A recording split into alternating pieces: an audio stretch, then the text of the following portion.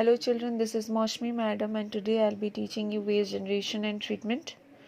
Waste refers to those substances which are of no longer use or substance or articles which requires to be disposed of because its usage has been done. So basically it refers to trash or rubbish, garbage, junk, litter, etc.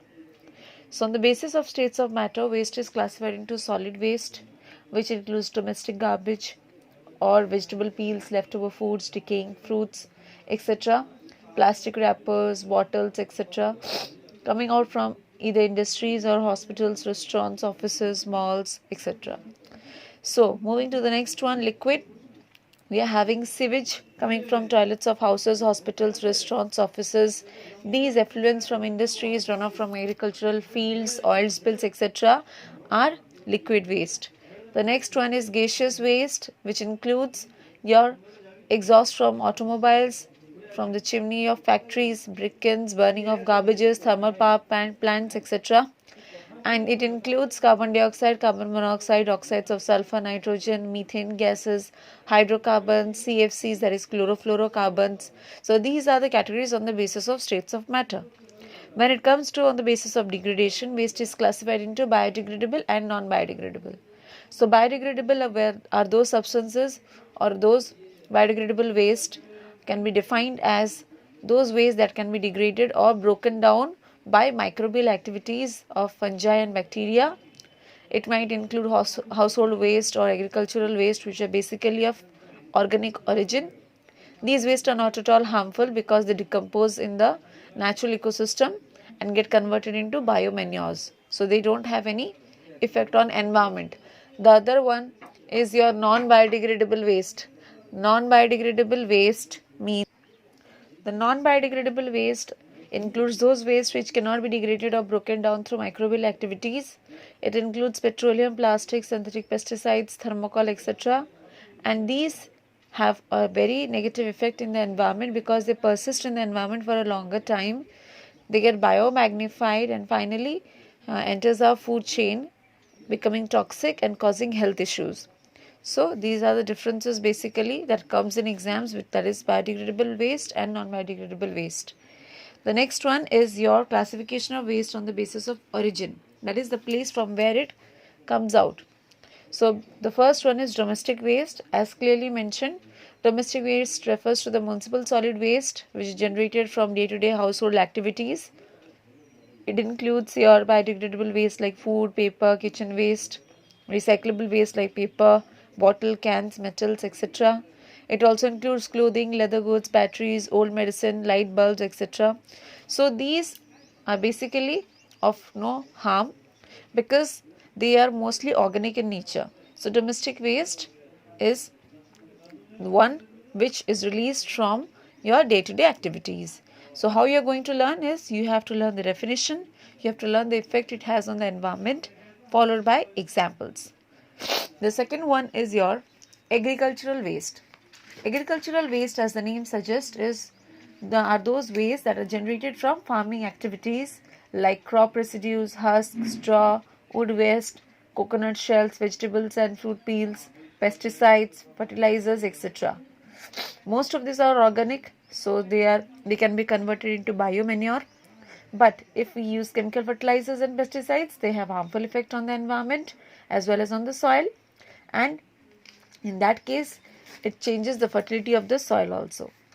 Moving to the next one, industrial waste. These are of those category where it includes industrial waste like chemicals, paints, sandpaper, fly ash, metals, etc.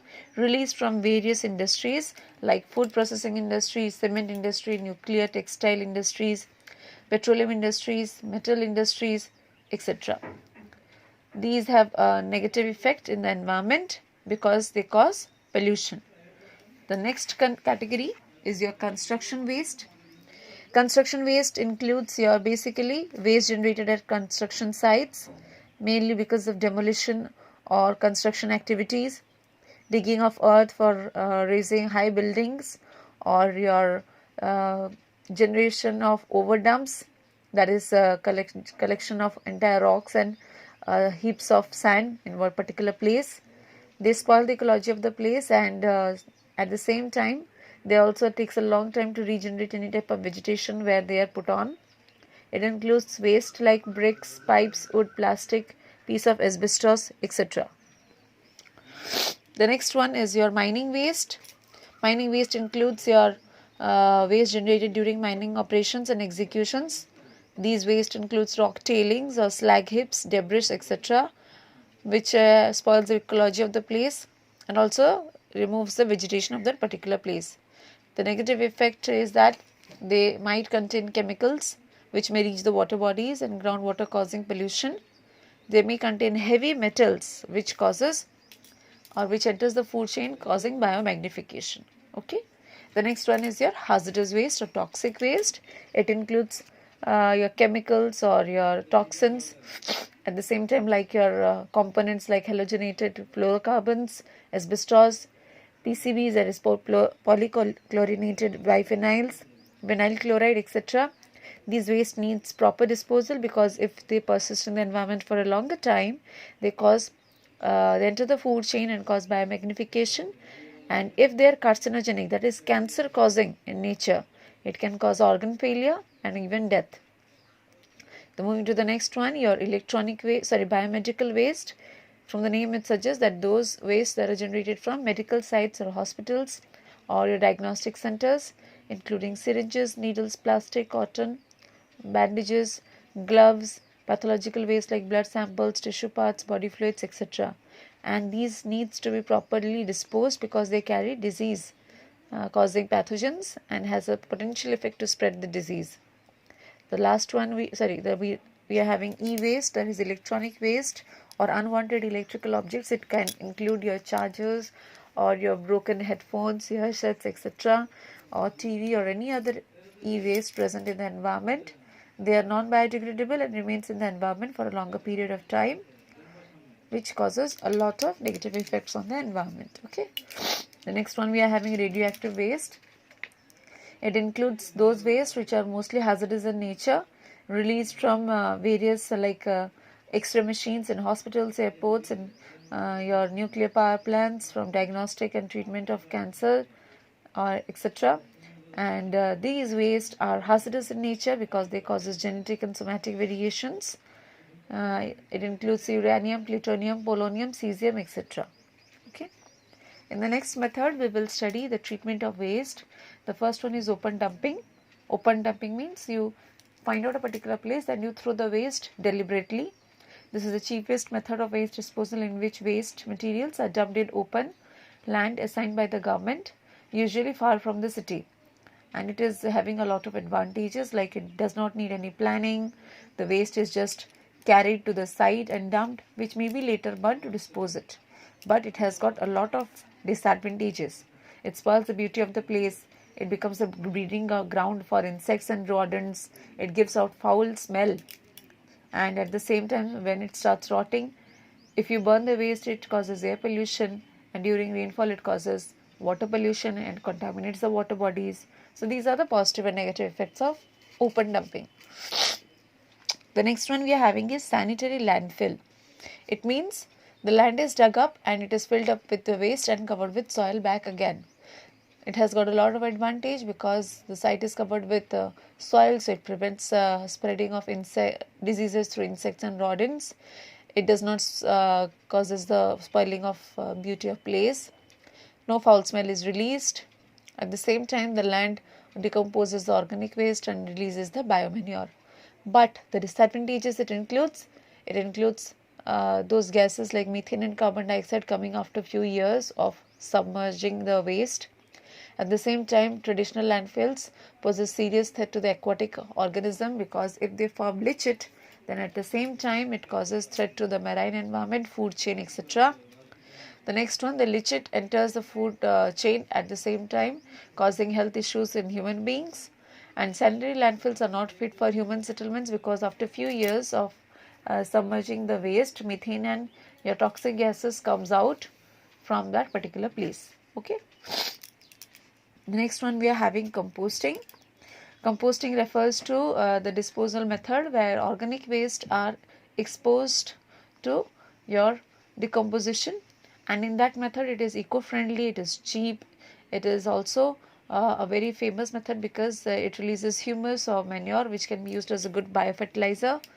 No external energy is required or chemicals are required. It does not require large area for disposal of waste, but it has got a lot of disadvantage also, because it cannot degrade non-biodegradable waste or toxic or hazardous waste or biomedical waste. This is also not suitable because it releases foul smell and takes a lot of time to decompose. So these are the advantages and disadvantages. Moving to incineration, it is burning of waste at high temperature in closed chambers with high electric current, and it has got a lot of advantage because it is suitable for disposing the toxic and biomedical waste. It is suitable for degradation of non-biodegradable waste. It reduces the disposal of waste by converting them or dumping them in open dumping or landfills. At the same time, it requires very less time for its disposal.